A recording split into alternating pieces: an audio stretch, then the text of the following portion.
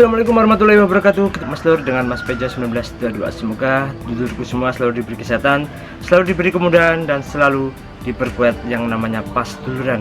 Topik kali ini atau tema kali ini saya akan membahas yaitu tentang latihan persaudaraan sehati tate yang terkenal sangat keras.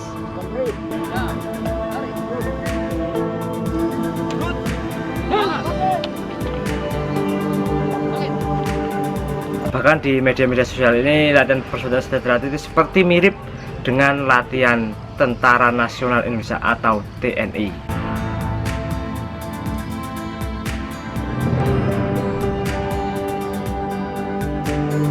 Banyak orang yang ngomong jika latihan persaudaraan sehati tate itu mirip dengan pendidikan yang ada di TNI. Ya memang keras lur, latihan di PS1 itu memang sangat keras yang membutuhkan waktu yang sangat lama. Buat dulur-dulurku yang belum ikut latihan PSAT, jangan takutlah untuk ikut latihan persaudaraan sehati tate. Jika kita mempunyai niat yang kuat, jika kita mempunyai niat yang ikhlas, ya monggo silahkan ikut persaudaraan sehati tate sampai disahkan. Persaudaraan sehati tate itu adalah salah satu organisasi pencaksilat yang didirikan oleh Ki Hajar Hardjotomo pada tahun 1922. Jika ada dulur-dulur yang minat untuk latihan PSAT, ya silahkan. Istilahnya itu semua bisa ikut latihan persaudaraan sehati tate. Semua orang bisa ikut latihan persaudaraan sehati tate, baik yang mempunyai fisik yang normal ataupun yang nyun sewu fisik yang tidak normal. Di PSAT tidak ada yang namanya membeda-bedakan lur ya. Pokoknya jika sudah menjadi anggota persaudaraan sehati tate, ya itu adalah saudara kita. Tidak ada yang namanya pertengkaran jika kita sudah mengutamakan yang namanya saudara. Kita ketahui dulu ya, jika persaudaraan sehati tate itu adalah salah satu organisasi pencaksilat terbesar yang ada di Indonesia, mungkin bahkan di dunia, karena anggotanya itu diperkirakan sudah mencapai jutaan orang. Memang di persaudaraan sehati tate itu latihannya tidaklah mudah, latihannya tidaklah sembarang orang bisa mengikuti. Banyak sekali orang yang ikut persaudaraan sehati tate dikarenakan mungkin tidak kuat, orang-orang tersebut akhirnya keluar. Dan memang di latihan persaudaraan sehati tate itu tidak ada yang mengenal latihan itu kalem lah, istilahnya kalem.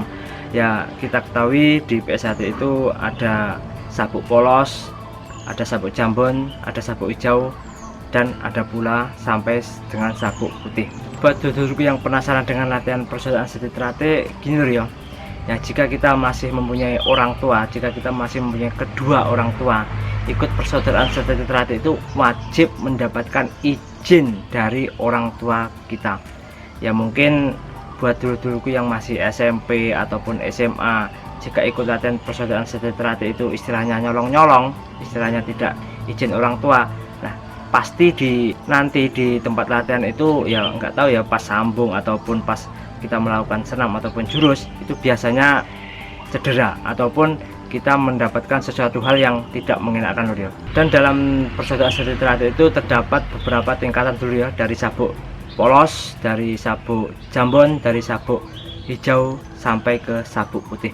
Nah di sabuk polos itu mungkin istilahnya ikut latihan PSAT itu belum terlalu keras lah, kita masih masuknya itu mungkin malam minggu sekali, terus malam Rabu. Nah kita naik ke sabuk jambon. Nah di sabuk jambon itu latihan persaudaraan sehati tate itu sudah mulai terlihat sangat keras lah. Kita biasanya masuknya 2 hari. Nah kalau di tempatnya Mas Baijo itu masuknya menjadi 3 hari. Nah kalau sudah memasuki sabuk hijau, nah di taraf sabuk hijau itu ikut persaudaraan sehati tate itu apa ya istilahnya, keras-kerasnya lho, keras-kerasnya, ganas-ganasnya, pokoknya tenaga jika pas sabuk hijau itu sampai terkuras habis lur ya. Pokoknya kalau buat dulur-dulurku persaudaraan sehati tate mungkin sudah tidak asing jika sabuk hijau itu bisa dikisahkan itu adalah latihan persaudaraan sehati tate paling keras sendiri. Nah itu di sabuk hijau. Nah di tingkatan sabuk putih ya mungkin kita lebih mengutamakan yang itu namanya kerohanian lur ya. Nah, mungkin seperti itu dulurku semua. Di PSAT itu latihannya ya dibilang keras, memang keras, tapi jika hati kita ikhlas ya insya Allah kita bisa melewati yang namanya ujian atau latihan persaudaraan sehati tate. Dan di dalam latihan persaudaraan sehati tate itu tidak ada sebuah doktrin dulur ya untuk memusuhi pencaksilat yang lainnya. Karena di PSHT itu kita dididik untuk menjadi manusia yang berbudi luhur, tahu benar dan salah. Jika ada berita atau bentrokan-bentrokan yang terjadi di suatu wilayah, itu sebenarnya kita jangan sekali-sekali istilahnya menuduh sebuah organisasi pencak silat itu untuk membuat sebuah keanarkisan.